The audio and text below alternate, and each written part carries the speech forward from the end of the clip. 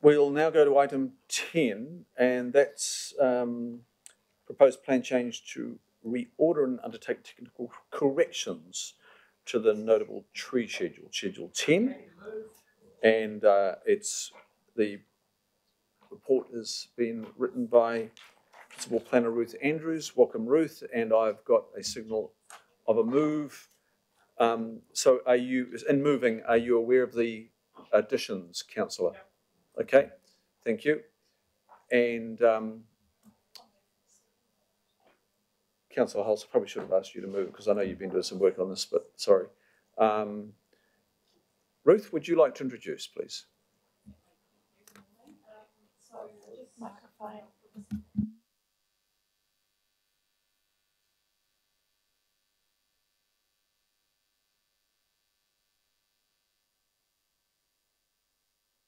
Oh yeah, there we are, sorry.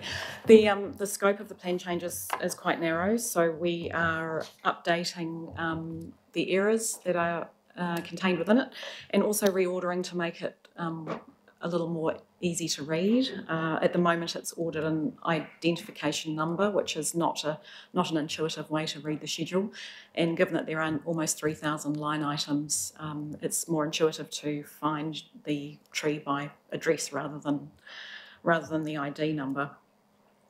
So some other errors that have been corrected. So we have a number of incorrect botanical names and a few other typos within the fields and various other small errors within the schedule. So out of scope is adding new trees at this stage. So we aren't proposing to do that as part of this proposed plan change to Schedule 10 at this time.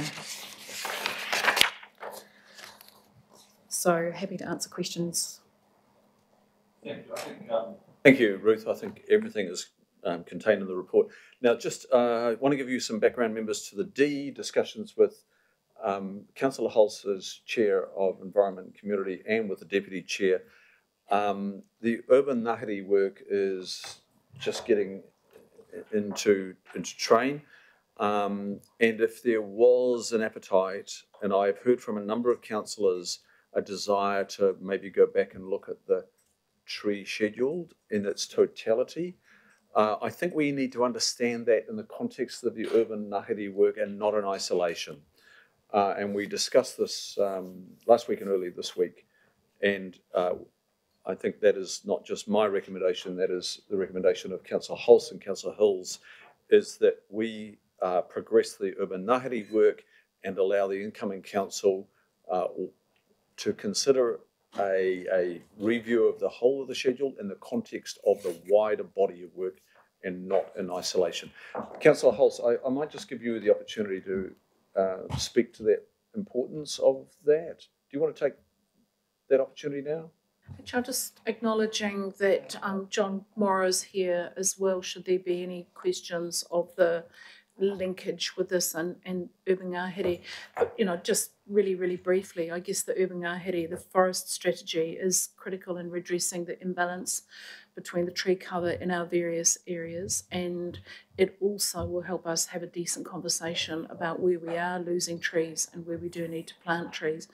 I know, and I can see people sort of roll their eyes at the idea of going back and reviewing yet again, you know, where you cut trees down and how you cut trees down and how you apply to do so. But in conjunction with the urban ngāhere work, we simply have to deal with that decently and sensibly. So I can't overstate the linkage between the two strongly enough. And thank you for putting the D in there. Thank you, and thanks for the suggestion. Councillor Wayne Walker.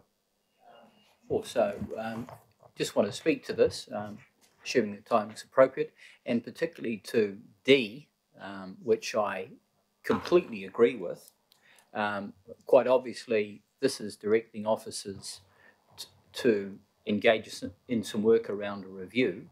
My recommendation or suggestion is that that work starts now, so that we're actually somewhat advanced for the next council, and that it take into account making it easy to add trees to the register in respect of nomination, check over by an arborist, and an addition without having to go through the full extent of a plan change. Otherwise, it just becomes incredibly complex and costly. So I'm making the assumption that those things will be within scope of D, and also around the importance of nominating groups of trees, which is presently problematic. Thank you, Mr. Chair. Just take this opportunity to get some clarification on what we're suggesting in D from Chief of Strategy. Thank you, Mr. Chair. Just to Councillor Walker's assumption, we were not going to start any work on a review of either nominations or anything like that. The D is to, as Councillor Hulse mentioned, is that as we continue to bring you updates, particularly things like the LIDAR updates through the Urban Ngāhere, the incoming council will have the opportunity to look at everything and consider whether there does need to be any review of any part of how the council manages trees, including the schedule. So I just want to make it really clear, the staff are not intending to do any further work beyond this plan change itself. Should the incoming council want to have that conversation and instruct us to do work, then clearly we'll do that, and we can provide some advice for that incoming council if they wish it. Further question then. Quite obviously there's LIDAR work, but surely there's also observational work on the ground that would indicate that there are literally thousands of trees that have been removed across the urban landscape. And certainly you must have information around that, conceivably unconsented, consented. I would make the assumption that we are tabulating that loss. Look, again, I think John Moreau, together with Ruth, John, I'm not sure whether you heard that question, but or the concern, but I think you probably just need to give us Urban Ngāhere 101, a couple of paragraphs as to why we're undertaking the Urban Ngāhere approach and an all-encompassing approach rather than picking off things that we might think are really important, but in isolation of the larger context. Do you want to just give us a background? Because I think, I mean, this is with Councillor Hulse's committee, but I think it's important to understand that again. Great. Excuse me, through the chair, kia ora. So I think part of what we're trying to do is actually exactly what you just said, which is we're trying to consolidate our work and work in partnership across the council family on how to address both knowing more about our urban canopy cover, how we manage it, and also how we grow it. And I think the first point right now is that we don't know. I think there was a reference to LIDAR earlier by the Chief of Strategy. There's a lot more information we need to know to take a full comprehensive approach to how to grow and where to grow over the next several decades. So I think the Urban Ngāhere Strategy's main point is to think about a cohesive approach to where we're going so that every initiative along the way, whether it's something about knowing information better, whether it's about how we manage our current canopy, or whether it's how we grow and where, we could do in a way that doesn't set us backward or doesn't, it's the most efficient way forward. Is that helpful? There's details to the strategy. Yeah. Look, I think it's been said a few times by Councillor Hulse, myself, Chief of Strategy, and now yourself. So members, that's where we need to undertake this work. If we pick off something in isolation, it doesn't fit anywhere. And I think in the past, we've used the tools at our disposal, but there's been no cohesive joining together. And that's Ngāhere strategy brings it all together. I'll go back to Councillor Walker. Yeah, through you, Mr. Chair. I'm well familiar with the Urban Ngāhere strategy. In terms of tree protection in the very urban landscape, it is incredibly weak.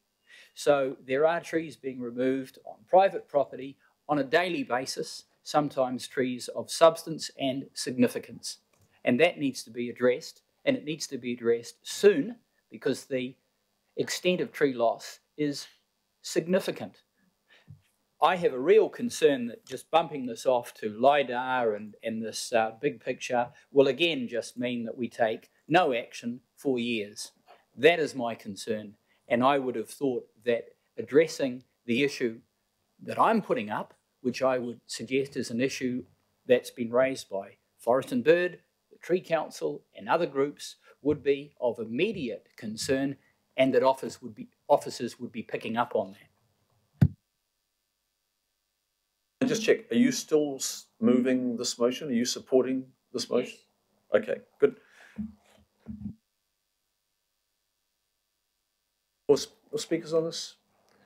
There being none, I'll put the motion. All those in favour say aye. Aye. Contrary, no. Declare that carried. Thank you, Ruth, and thank you, John.